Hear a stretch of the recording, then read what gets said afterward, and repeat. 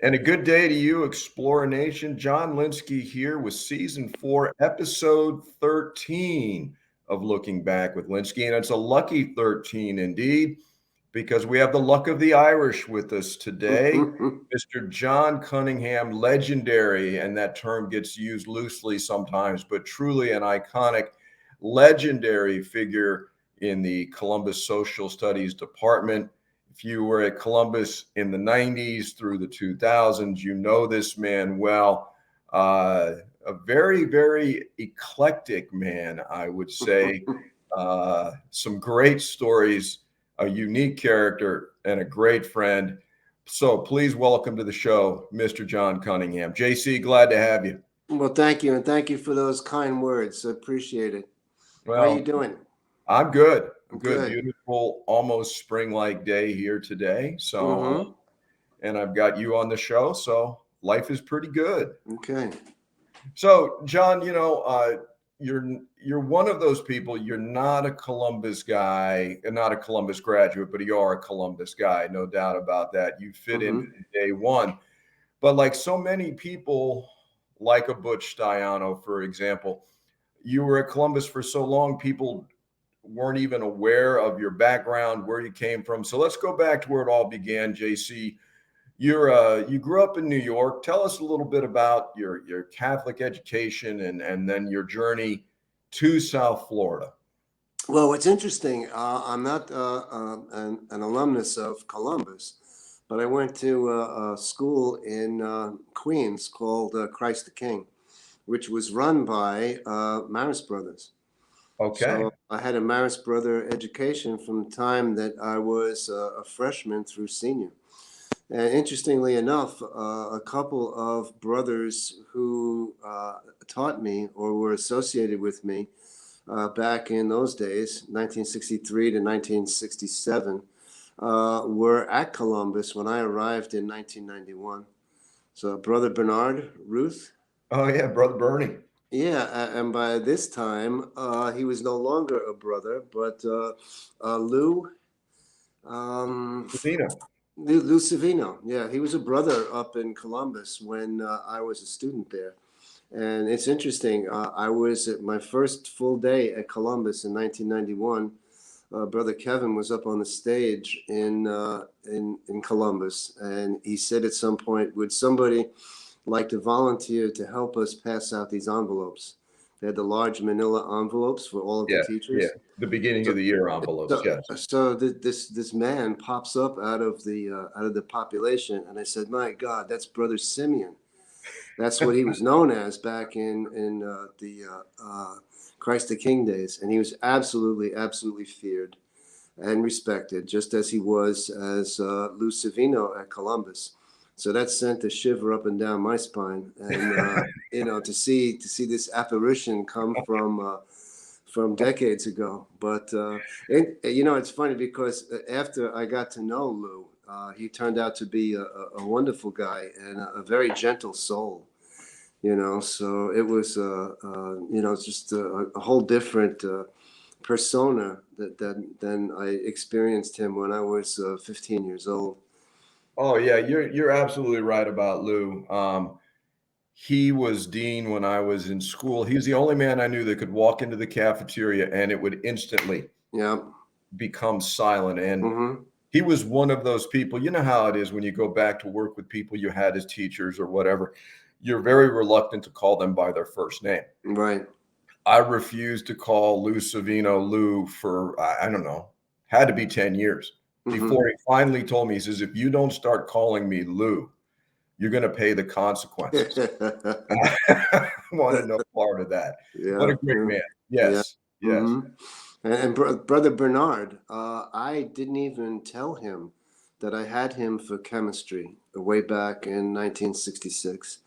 I was just like you say, you're somewhat intimidated by these things. So I told Noreen, and Noreen got to be very friendly. Noreen's my wife, by the way. And she got friendly with Brother Bernie and eventually told him that I was his student. And he wasn't happy about that. He thought that I should have said something much earlier, but we got to be pretty friendly, of course. He was another amazing guy and another gentle soul. So Oh, he yeah. absolutely was a great Mm. man, and yes, Noreen is truly your better half. No Everybody doubt about who it. knows you two knows that. Yeah, of course. Thank you. I'll tell her that. Um, so when did you decide you wanted to become a teacher, John? Well, it was my freshman year at Christ the King, and I had a wonderful teacher, brother Kevin William, who actually was of the same year in, I guess, the novitiate as brother Edmund Sheehan.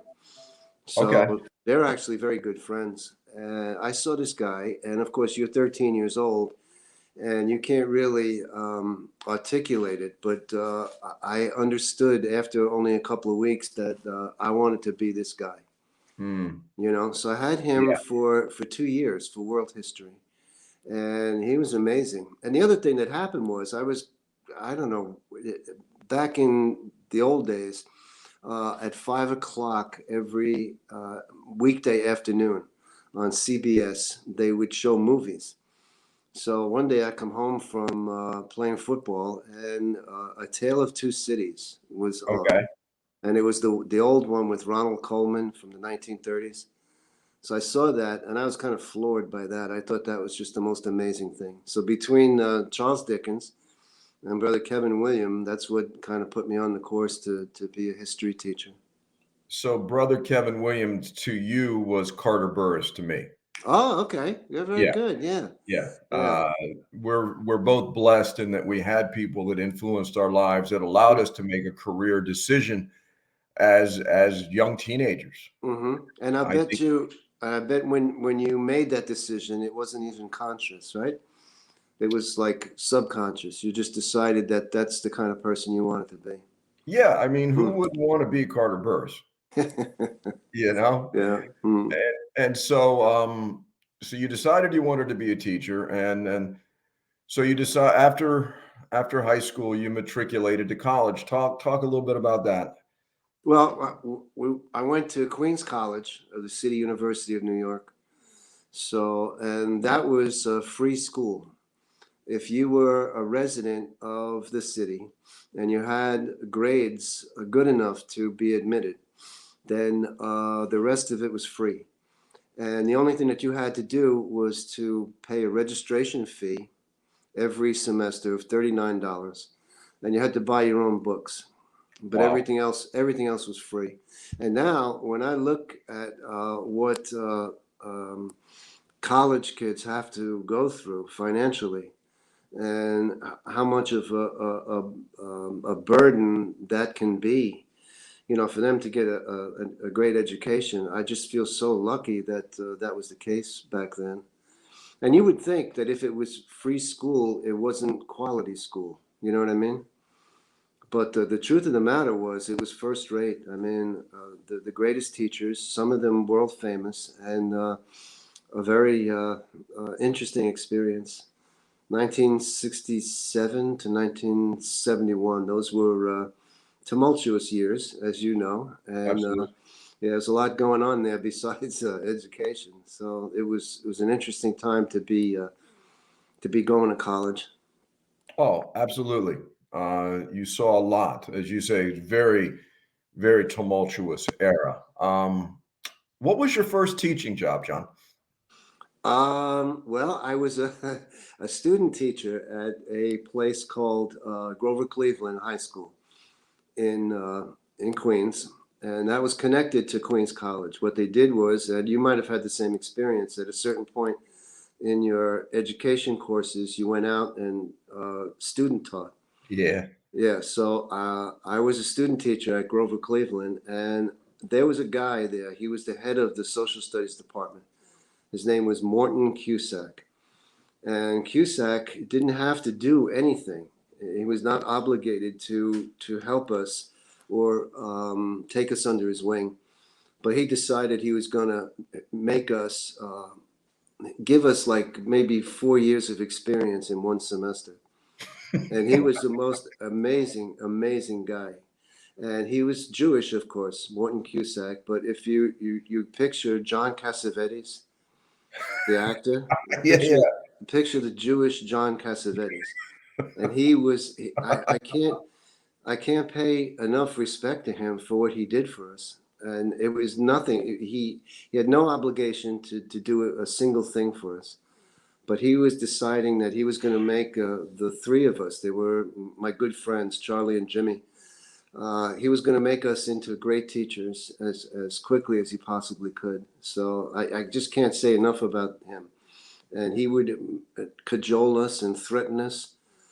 He once threatened me in a way that I simply cannot say in public. It's got to be, you just have to imagine what it was. But he was an amazing guy, you know. So that was my first job. And then the city of New York was facing financial difficulties. So they stopped hiring for public schools, Okay. which of course changed everything for me. So I had to drift for a couple of years before I was hired at Nazareth High School in Brooklyn. So that was my first full-time job, and I stayed there for quite a few years, from 73 to 1986. And I don't know if we have time for this, but speaking of Carter Burris, okay, did I ever tell you this? I got hired at Oh, Nazareth High yeah. School. I got Yeah. hired at Nazareth High School because there was a vacancy. And the vacancy occurred because Carter Burris decided to leave. He had come up from Florida, and I Yes. think he actually sailed from Florida to New York Harbor and then got this job in Brooklyn at Columbus High School. So he was there, and then he left for greater adventures, and that's how I got hired at Nazareth. Correct. So now, if you fast forward to 1991, okay, I got hired at Columbus High School because there was a vacancy created by none other than Carter Burris, who left Columbus in order to go to Miami-Dade. Correct. So that's twice, you know, and one day I was in his office while he was doing guidance counseling, and I was looking at his bookshelf, and he had a yearbook from Nazareth. And I said, what are you doing with this? So that's how I found out that he was working there for a while, and his departure created the opportunity for me to work there. And then, 25 years later, another situation at Columbus. So there's synchronicity, I guess. I don't know. Total synchronicity. And then he came back Yeah, yeah. to Columbus, so you guys ended up working together. I mean, what are the odds? What Mm-hmm. are the odds? Great Yeah, story. Yeah, yeah. a little known chapter in the saga of Carter Burris that he Yep. left Columbus for a couple of years to work on his master's up in New York. Mm-hmm. Yeah, And that's how he became a pivotal person in your life without ever meeting him. exactly. And Pretty then he became the MOS program director correct. after Delilah Peter left. So Yeah.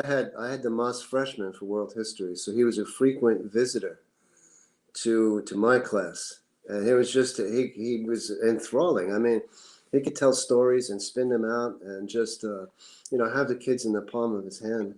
So at one point after he did this, he left, and I said to the kids, "Look, next time he comes in, make sure that he stays here as long as possible. Just keep him here." Make up questions, do things to make him, continue talking. So they said, "Sir, why?" And I said, "Well, as long as he's there talking, I don't have to work." That's perfect. That So is perfect. yeah, And right. I'm sure you had total class participation in that. Yeah, no, and then he would be there, and I'd sit behind my desk, behind his back, and I would just look out at the kids, and they would give me these little signs like, "This is going real well, isn't it, sir?" And it's, This is cool, sir. So, yeah. Mr. Cunningham, so you and Noreen you're New Yorkers through and through, no doubt Mhm. about that. What led you to leave New York to come to South Florida? What were what's the situation behind that? Okay, well, I was working at Nazareth, and I had gotten promoted into the job that you had as dean of students. Okay, and because I had pretty much control over my classes, and I was well liked, Yeah. so I had this opportunity to get upped, as it were. So I took it, and it was a classic case of the Peter principle, where you get promoted up to a point where you are incompetent and you just cannot do that job. Well, I think you're selling yourself short, but be that as Yeah, well, it was a whole different scene, as you know from the experience. You did the yeah. same thing. Once you're dean of students, you're not. It's not the same. So anyway, I was having a little trouble, and Noreen's boss at this firm in New York, City Investing, it was a huge holding company, and the owner of it, this guy named George Schaffenberger, who was a very, very wealthy guy. In fact, he was on a first name basis with Ronald Reagan. Okay, then. He was going to bust up the holding company, and one of the companies that they held was called General Development Corporation. They were located in Miami. Correct. And they built planned communities like Yeah, Port my St. dad Lucie. worked for General Development. Oh, Yeah, no kidding. at one point. Yeah. Oh, wow. Yeah. Yeah, so Noreen's boss, who was the chief legal counsel, got the job as the CEO of General Development. So he said to Noreen, "You want to come down with me?" So she said, "Okay, that might be good." So between that opportunity and my situation at Nazareth, we just decided, we might as well do this, because if we don't, we'll never know how good it might be. So Yeah, I get down that. we came in 1986, and some ups and downs. What a long, strange trip it's been, but for most of it, great, So we're very glad we did what we did. So you were at Pace for what, about 5 years? Yeah. Because Off and on. I stopped there because I got a fellowship at to study Russian politics. So I started to work at Pace on a part-time basis, and then eventually I went back full-time. And I got the opportunity to switch over to Columbus, and I'm glad I did that. So yes, Carter leaves, and it was a bit of a shock. But your name came up. I'm trying to remember. I think it may have been Brother Herb. I'm not sure. It was, or Felix, one of them, who had been at Pace, and because you had applied, and your name went to the top of the list, honestly. And so I was department head at the time, and your interview was one of my favorite interviews. It truly was. Now, full disclosure, it was basically a formality. We were pretty much sure we were going to hire you, but nonetheless, we did the interview, and that's the first time I met you. And boy, what a great first meeting that was. Yeah, I remember you came in from the football field. You Yeah. were doing football practice, and you came in, and I said to myself, "Wow, this guy, this is Neil Young." Yeah, I mean, you just had that kind of aura about you. So we talked for a little while, and then the famous question was, "Who's your favorite president?" So I knew my favorite president was Richard Nixon for all the wrong reasons, but I was reluctant to say that. So I said Abraham Lincoln, and then you said, "Yeah, Lincoln, yeah, okay, it was pretty good." And then, of course, I found out afterwards, ironically, that Nixon was one of your favorite topics in foreign policy. Oh, I built a whole class around Oh that. yeah, sure. Yeah. Yeah. So No, I mean, Lincoln, it's basically a softball question anyway. right. You hit it out of the park with Lincoln, but I would have loved it if you had said Nixon. But you got the job, and you were a tremendous addition to our department, and we were a department of characters at that time. Mm-hmm. The history department's always been a department of characters, Right. but my guru, my mentor, my role model, for better or worse, was Mr. O'Brien. Right. And you two became fast friends. We all became fast friends. Mm-hmm. Yeah. And I know it's such a cliche and everything, but there is a family attitude there, particularly within departments. Mm-hmm. And we started, it was just fun. Mm-hmm.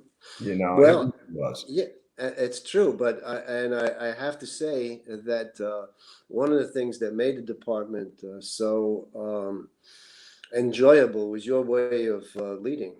It was just you were laid back, and you could get the sense that not much was happening here. But I mean, every request that I had for something, no matter what it was, you'd be sitting in the chair, leaning back, and just sort of nodding. And then 10 minutes after the meeting was over, I had what I needed. So a lot of it had to do with you. But yeah, it Well, I sure was it. appreciate that, sir. But if Mhm. it ain't broke, don't fix it. Yeah, yeah. That was my approach. Hmm. And what was your impression of Columbus boys from the beginning? I always thought that co-ed was the most desirable thing. But after a while, and I was a little reluctant, I said, all boys, I don't know about this. But What? somehow What's the matter? I'm losing. Hi, Noreen. Hi, I'm sorry. That's okay. We're technical adjustment, no big deal. Yeah, Okay, yeah, yeah, it's, yeah, we're losing power here, and we're plugged in, so we should be okay. I'm sorry, John. No, this is live television, so to speak. These things happen. okay. Okay, so we got some. Okay. Yeah, you're in. Yeah, we'll you're see in. how it goes. Sorry. Thank you. We're You're sorry welcome. about that, technical Okay. difficulties. But So yeah, it wasn't my ideal situation. I thought co-ed was the best, but I got used to it after a while, and the boys were very good. I had honors classes and AP classes, and that helped. And but yeah, we got along rather nicely. and it's there's something, I don't know if it's in the water of Westchester, but there's always this underlying sense of adventure, Mm-hmm. whether it's the not yet smart or the AP students. Mm-hmm. There's that sense of humor, and I think it comes from an all male environment like that. Mm-hmm. That they're respectful and they'll do what they're told, but they're always willing to have fun. Mm-hmm. And I think, just from my perspective, you confused them a little bit because you had this dry sense of humor, much like a Fred Panzer, for example, Mm-hmm. that they actually had to think a little bit, and then they realized just how funny you were, or just how badly you would criticize them, and it was like that time delay. Hey, wait, that wasn't nice, sir. you know Yeah. and I think that's how you made your mark with the kids, that Mm. dry, almost British sense of humor of yours. Yeah, yeah, maybe. Thanks for that. I didn't think about that, but yeah, that may be so. Yeah. No, they'd come into my class from your class and they'd be like, "Hey, sir, that Cunningham guy, he's different." I say, "Yeah, isn't he? It's awesome." Mm. You know? Yeah. And as you know, at our place, there were these myths that would build about certain people, and no one did anything to dispel Right. those myths. Okay. And I'm one of the all-time greatest legends, rumors, myths at Columbus High School is that you were an agent of the KGB. Yeah. Yeah. Okay. Yeah. And they would come in, hey, sir, I heard Cunningham worked for the KGB. And I said, listen, man, I am not at liberty to disclose that. So we'd all do our best to fan the flames. Where do you think that came from, John? Well, I was always a big fan of Russian and Soviet history. So, and I made an attempt to learn the language, which I Yes. would throw into class from time to time.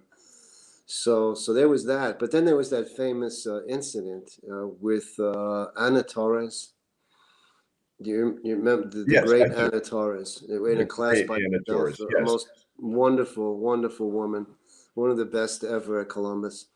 So one afternoon, well, actually one day, I had a little bit of a tiff or a run-in with a student, discipline problem. So I thought that this was the kind of guy who might want to, take a little bit of revenge. So that afternoon, I went out and I popped the hood of my car to make sure, nobody had let the oil out or something like that.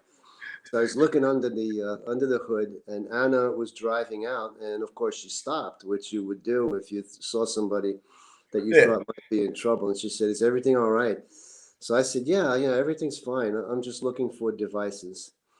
So she thought that was the funniest thing ever because, that's what a spy would do, You'd have to check out things before you got in the car because you didn't want it to explode. One of the greatest lines ever. I'm looking for devices, But she spread that around to the Oh, point where, absolutely she I did. mean, yeah, everybody knew about that story. And then, of course, when kids would say to me, "Is that true that you're a spy?"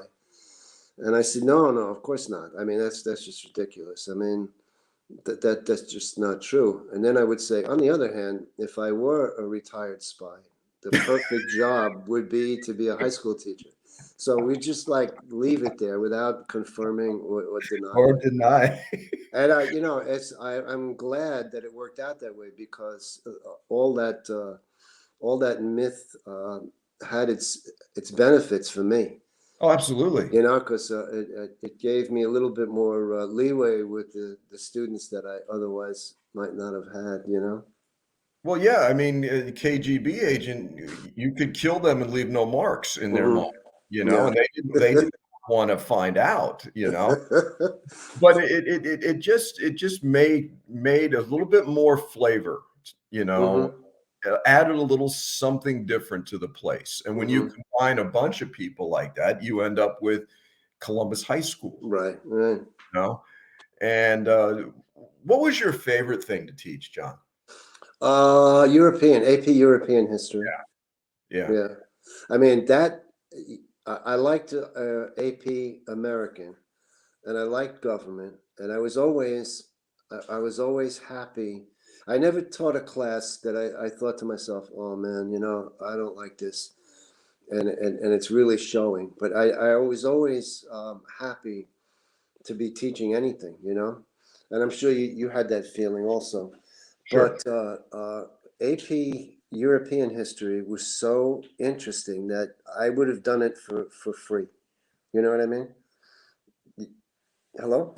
Yeah. Yeah, no, Well, I mean, yeah, but I wouldn't need to be paid to teach that class. and that It was that so that's enjoyable. that says a lot right there.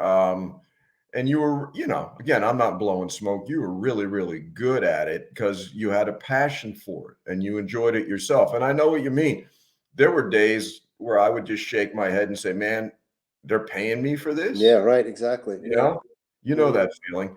hmm And, our current Supreme Court Justice for the state of Florida, John Cunningham, has always spoken so highly of you.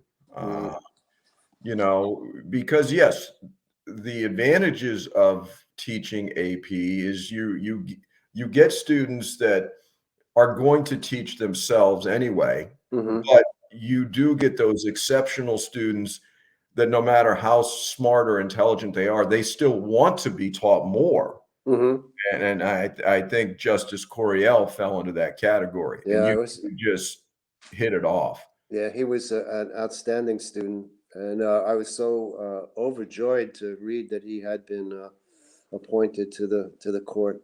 Yeah, Yeah. yeah. Um, so, typical history question. In all the centuries of European history and the various leaders, good, bad, you know, etc., who are a couple that stand out to you? That you just Mm. because there were certain people, characters, that you would just enjoy teaching more than others. hmm Who would some of those be? Oh, gee, I don't know. Like I said, every moment of European history, I was in my element and having fun. Although in the 20th century, the standouts, I guess, are Churchill, Yeah. uh, Stalin, unfortunately, and Hitler. So I have a habit these days of just going around. I just finished a biography of Hitler, And of course, I did my master's thesis on Stalin. So Yeah. he's one of my unfortunate favorites. So yeah, the 20th century is is just lunacy. I mean, it's the most incredible combination of wonderful things and the most awful things. So Oh, yeah. yeah, so 20th century figures like Churchill, Hitler, Stalin, Mao. If you want to go outside Europe, there's another character for you. So yeah, they'd be my favorites. The yin and yang of history. Hmm. Certain people show up at certain times as if it was preordained, Hmm. both good and bad. Yeah. The right person at the right moment in history. And, thank God for Winston Churchill. It was Hmm. his moment, That's right. and Hmm. uh, the fact that he was removed from office right after the I war know. Yeah. ended is bitterly ironic, but, Hmm. Yeah. that was his time. Yeah. You Yeah. No, know, and the biography of Hitler that I just finished stresses that quite a bit. Hitler was so determined to crush the Soviet Union because he couldn't crush Great Britain. yeah, and he didn't crush Because Great Britain because of one man. that's right. That's Yeah, right. Yeah. So, amazing. hmm, You yeah. know, another thing you're known for is, and I remember the boys talking about this, and this is a New York thing. You're a tremendous billiards player, and they're like, I remember them. Hey, sir, did you know Cunningham's a pool shark? I said, yeah, actually, I do. So talk about that a little bit. You know, Well, I'm not really a pool shark, and that's a game where it's my favorite thing to play. It's the most elegant game you can imagine. Just to see those balls going around the table and clicking up against each other, it's got a sort of an elegance to it. So it was my favorite game to play, and it's a game where you get to a point where you're good, but you can't seem to get any better. And okay. then you play people and you who have gone beyond that, and you're saying to them, how did you see that? How how how did you see that combination or whatever it was? So I got to a point where I was good and not going to get much better and enjoying it quite a bit. And we used to play whenever we'd have like we're about to go on vacation, like it's going to be Christmas break, and you were there for a lot of these, and we'd go to places like Scully's, to Duffy's. celebrate. Yeah, and we used to play pool there, and it was kind of interesting to play against some of my faculty colleagues, and it was always great. I never, if we played and you beat me, I would never be like, oh, I mean, I'd be happy, that happened. And a couple of times when I played and people beat me, it was just delightful. Because one time, the classic is Fred Foyle. So I think we were down at Little Hooley's Yeah, and he yeah. was one. So we're playing, and there's a whole bunch of people around, not necessarily paying attention to us or anything. So we're playing, and I kept scratching, and he kept sinking balls, and finally he wins. So I go over to him, and I stick my hand out as I always do, and I said, "That nice game, Fred." So he sort of grunts at me, and then as he's walking away, he says to somebody else, "I told you so." Okay, it's great. It's perfect. Well, see, That's Fred perfect. Fred Yeah. had plenty of opportunities to play billiards in Durango, Colorado, because he spent 7.5 years in college, Hmm. and most of the time working in a bar. So yes, he was a shark, no Yeah. doubt about that. Yeah. God So, bless him. and another one was Brother Ken Carton. Yeah. He doesn't. He was. I mean, he knew which end of a pool cue to use. But after that, it was like not quite. So I just kept scratching and making mistakes, and he won, and he was just overjoyed. I mean, he was so happy, and I thought, good for him. That's terrific. I like that. Yeah. I mean, it's supposed to be fun. Yeah. Speaking of such things, you also enjoy golf. Hmm. And you play uh golf. I mean, Andrew Harriman, for example, loves to play golf with you. Hmm. you Yeah. know. So where'd the love of golf come from? My friend Richie Johnson, whom I don't know whether you ever met him. I have met Richie, yeah. Yeah, okay. Well, he and his wife are responsible for connecting Noreen and me. So I met Noreen because of them. So they're, very special people for that reason. Clearly. So they're up in New York, and Richie takes up golf, and they come down to visit us, for occasionally. So finally, he's got the sticks, and he says, you got to try this. And I was thinking, come on, this game is so elitist, and you need so much room to play it in. It's not my thing. So I went out one day to get him off my back, and I played one round, and that was it. I was just, wow, this is something incredible. So it took me one day to get hooked. So ever since then, Hey, and go ahead. there's a game where it's rather frustrating if you've played. It's not that easy. So whenever things go well, I'm kind of happy. Oh, that's great. I know how much Andrew enjoys playing with our old friend Matt Larkin and Oh yeah, yeah. people like that. Mm-hmm. Yeah. Mm-hmm. Another thing we have in common is a great love of music, and of course, Mm-hmm. growing up where you did when you did, you had an opportunity to see some of the greatest rock and roll acts of Mm-hmm. all time at some of Yep. the greatest venues in history, Mm-hmm. including the Fillmore East. Yeah. So, talk about your love of music for a minute, John. Gee, I don't know. I think my sister was 6 years older than I. Okay. Okay, so she was in her early teens when I was about 5, 6 years old. So she, of course, was into all the great stuff: Chuck Berry, Little Richard, Elvis, Yeah. Buddy Holly. So I think I maybe I imagined this, but maybe it was just a subconscious thing. But I think at one point she said to me, this music is great. You got to get into this. So since I loved her quite a bit, I paid attention, and I started, enjoying it at maybe 6 or 7 years old, which I think is pretty early. That is. Yeah. Yeah, and that was at that time. Like I said, those names are just incredible. Bo Diddley, my goodness. Oh, yeah. Yeah. Little Richard, Chuck Berry, all that, and then of course, then the early '60s were a time of there was a great deal of wonderful music there, and then the mistake that people make is to think that um, American rock and roll was kind of dying and until the Beatles came around. But that's not true. There was a lot of great stuff going on. And then, of course, once the Beatles came, it was a completely different story. I'll grant them that, So it was great to, be 14 in 1964, the Hard Wow. Day's Night, Yeah. What else do you want?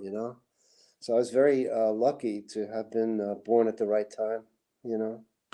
Oh, I couldn't agree more. The fact that particularly for me, that you went to the Fillmore East and experienced that and all the acts that would play there. Yeah. I mean, you can't take those memories away. Yeah, and it's interesting too because I know we talked about this at the bookstore when the book about Dwayne came out a couple of months Yes. ago. I mean, how different it was back then. I mean, you could just get on the train, go to the Fillmore, and buy a ticket at the box office. Which is you just can't do that anymore. No, So that's yeah, for sure. yeah. Mm, Um, one thing that happened at Columbus is you decided to take a sabbatical, a leave of absence, if you will, and you went over to Lourdes mm-hmm. for a year. What was that like going from the Columbus atmosphere to the Lourdes atmosphere? Yeah. Well, after I did it, after I made the decision, there was a summer in between, where you're not working and you have Yeah. time to think about it. And I started to think that maybe, this is a quantum leap. Maybe it's a little bit too much. So I started to get anxious. So then I got there, and I don't know exactly how it happened, but the ladies, the girls, and I just clicked, and it was a great experience, and it was like, I don't mean to make it sound other than what it was really kind of innocent, but we just kind of fell in love with each other, you know. So it was just a delight to be with them. On the other hand, the administration and the adults, that was where, we didn't click. So, and that created for me some anxiety, enough so that much that I felt as though it would be great to go back to Columbus. Yeah, So, and fortunately, and you had so much to do with that. So I want to thank you and O'Brien for, pleading my cause to Brother Patrick. And I was able to get back to Columbus the next year, and I was home again. But the girls were incredible. I mean, they just there was they had block schedule before we did many years oh before. yeah. So because they had block, everybody was kind of understanding. So if your block was about to start, but your other block just ended, and you needed to do something, you had 5-6 minutes of leeway. So the bell would ring. You wouldn't be in class. You'd be talking to a parent or something like that. So one day that was the case for me. So I come into the class about 5 minutes after the bell started it. So I come in, and the girls are there, and they're expressing a great deal of relief.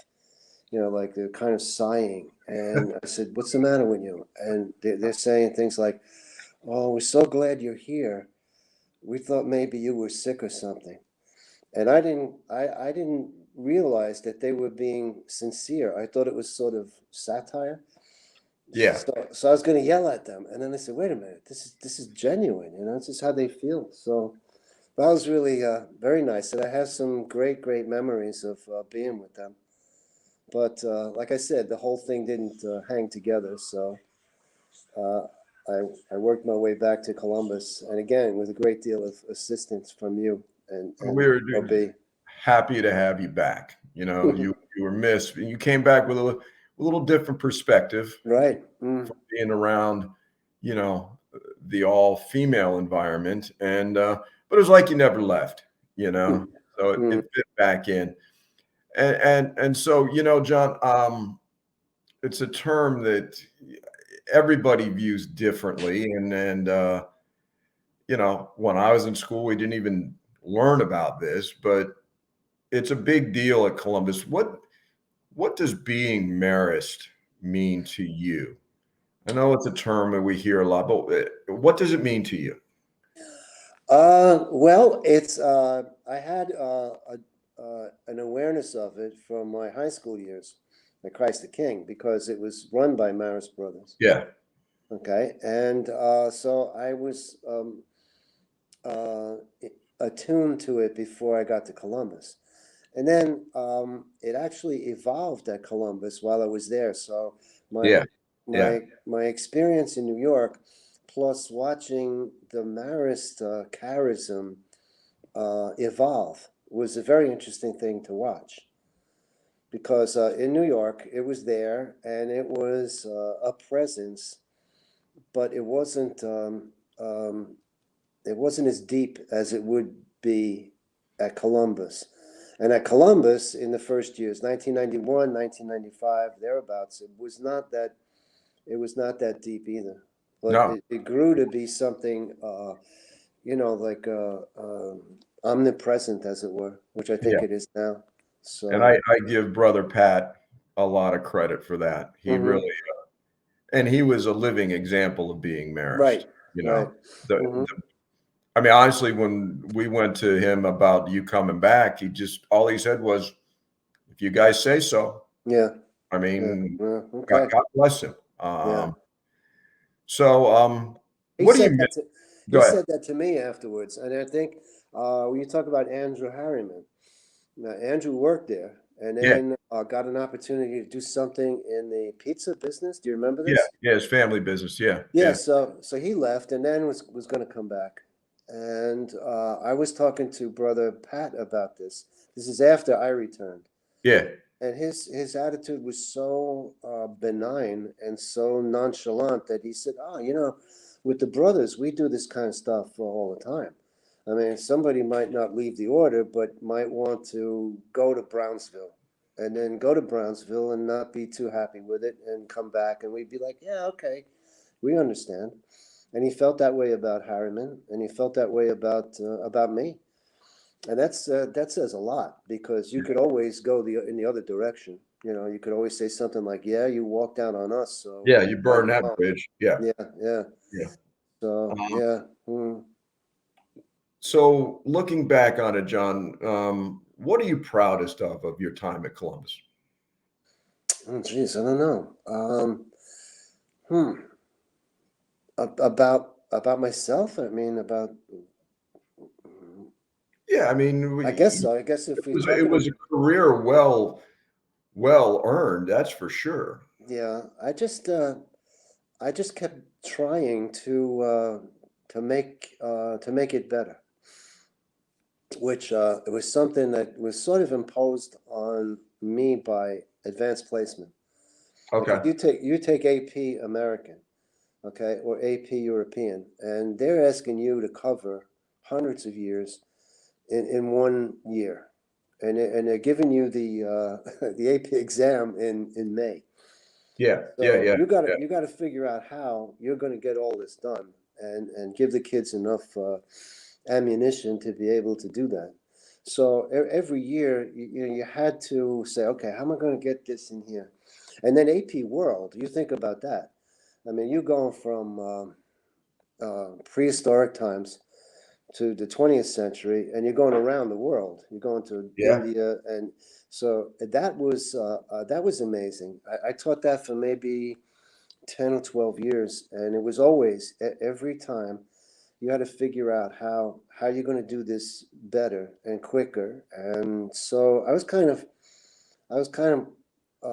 proud of doing that, and not saying to myself, okay, this is the same thing as it was last year and the year before. Do you know what I mean?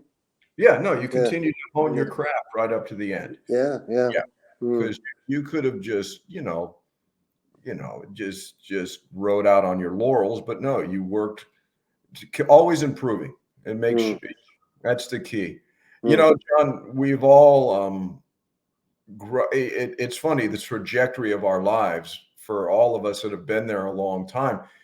You look at it, and you lose people along the way, and everything else, but it's there are characters in your life that leave a lasting impression, and you were certainly one of them, both personally and professionally at Columbus. And we can't thank you enough for what you contributed to our school, and me personally for your friendship. mm. So I Okay, well, thank you. really enjoyed this today, John. Yeah, yeah. Do I have a second? You do. Okay, Yes.